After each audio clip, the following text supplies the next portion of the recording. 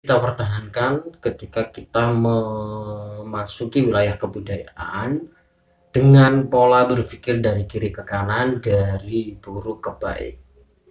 Jangan sampai terbalik, karena ketika terbalik kita tidak akan menemukan temuan-temuan yang menarik dari kebudayaan kita yang sebenarnya maha kaya itu. Dosen nyentri. Bismillahirrahmanirrahim. Assalamualaikum warahmatullahi wabarakatuh. Jumpa lagi dengan saya Ahmad Fatami di kanal Dosen Nyentri. Oke, pada video kali ini saya akan menindaklanjuti apa yang sudah kita bicarakan kemarin di kontrak kuliah. Apa itu? Ini mari kita pertahankan ketika kita memasuki wilayah kebudayaan dengan pola berpikir dari kiri ke kanan, dari buruk ke baik. Jangan sampai terbalik, karena ketika terbalik kita tidak akan menemukan temuan-temuan yang menarik dari kebudayaan kita yang sebenarnya maha kaya itu. Jadi ruang lingkup ketika kita masuk ke budaya Indonesia, jadi semacam ini, akan ada kosmologi yang terbesar kayak gitu ya, ada lingkaran besar. Kemudian lingkaran besar ini yang disebut makrokosmos. Kemudian di dalam lingkaran itu ada lingkaran kecil ya, yang disebut mikrokosmos. Lingkaran besar tidak akan ada tanpa adanya lingkaran kecil yang ada di dalamnya. Jadi semacam itu ya. Kok semakin membingungkan ya? Oh, tidak, jangan berpikir bingung dulu. Jadi kosmologi ini adalah atmosfer. Jadi sesuatu yang sudah terbentuk gitu ya.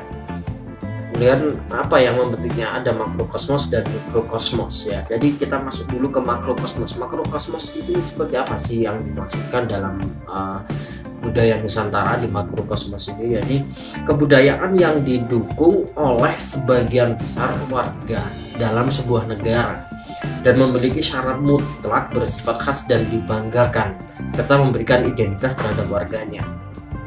Nah, itu untuk kebudayaan nasional yang masuk ke makrokosmos yang besar. Jadi kalau kita berbicara soal Jawa ya, tentu yang di kebudayaan nasional ini akan ada gamelan ya, akan ada tembang kayak gitu, hal-hal yang baju tradisional, baju adat dan lain sebagainya, itu masuk di makrokosmos. Nah, kemudian kalau mikrokosmos ya, jadi begini, mikrokosmos ini adalah lingkaran-lingkaran kecilnya. Jadi mikrokosmos ini bisa berbentuk kebudayaan lokal atau suku bangsa. Nah, Indonesia ini kan dikenal dengan sangat banyaknya kebudayaan. Ya, ini adalah salah satu kekuatan, sesuatu kekayaan kita. Nanti kita akan bahas masuk ke suku-suku yang ada di Indonesia. Ya, kemarin saya sudah memberi prolog bahwa Bali dan Tengger gitu ya, ini menjadi wilayah destinasi internasional. Mengapa? Masih ingat? Ya, itulah salah satunya. Jadi kebudayaan lokal atau suku bangsa ini adalah suatu golongan manusia yang terikat oleh kesadaran dan identitas atas suatu kebudayaan ya.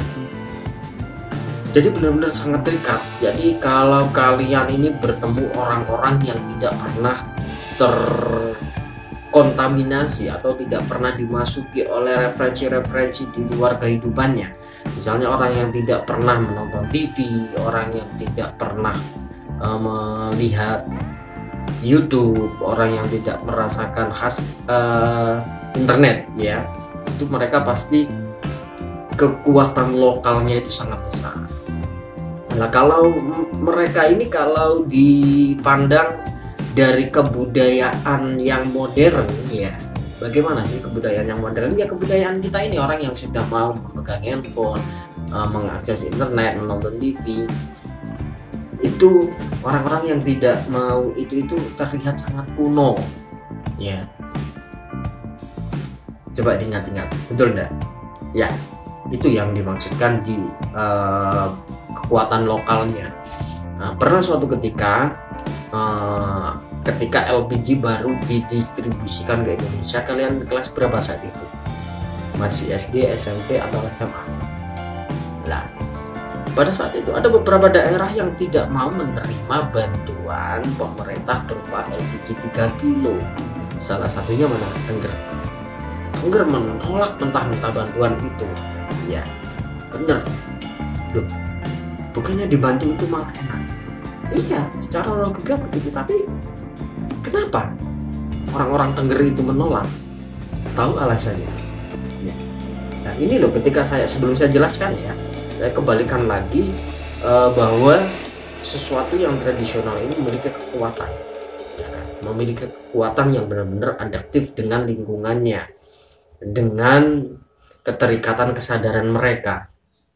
Nah, kalau itu kita lihat, konyol sekali ya, diberi kok tidak mau ya. Itu dari orang-orang yang sudah terkontaminasi kebudayaan modern, ya. Tapi ketika kita melihat itu dari sisi kebudayaan lokal mereka, jawabannya inilah, dan sangat cerdas.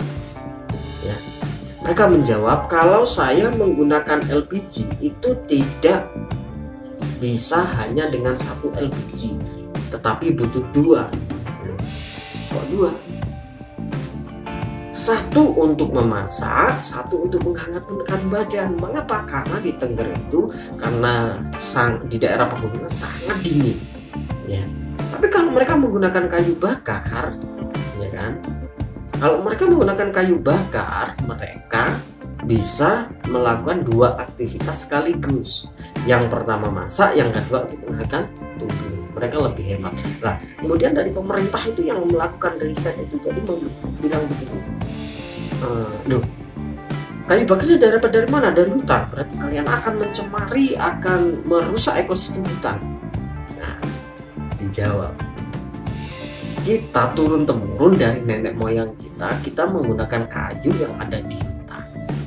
Dan apa? Hutan baik-baik saja.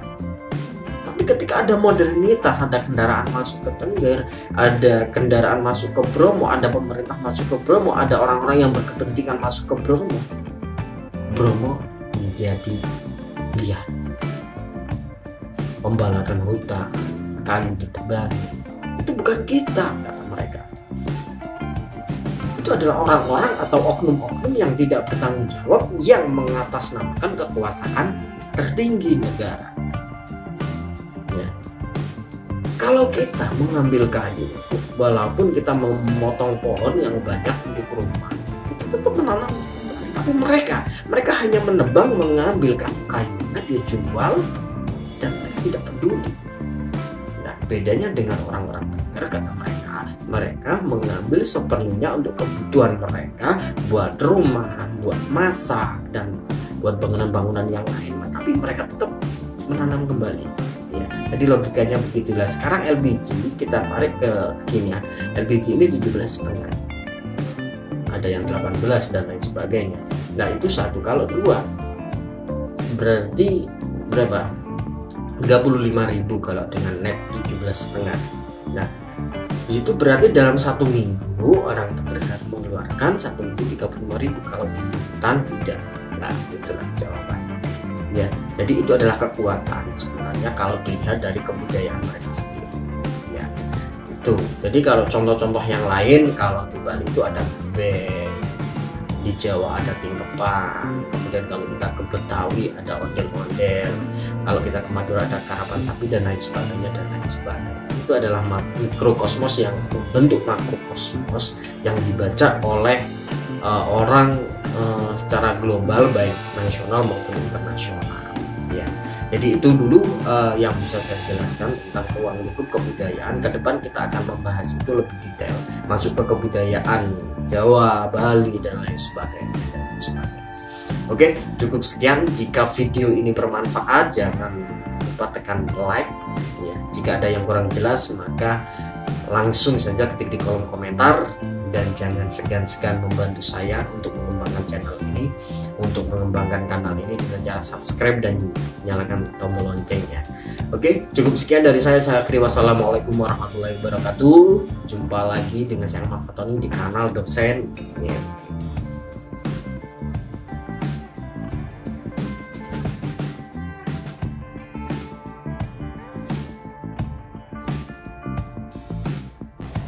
Jangan lupa subscribe.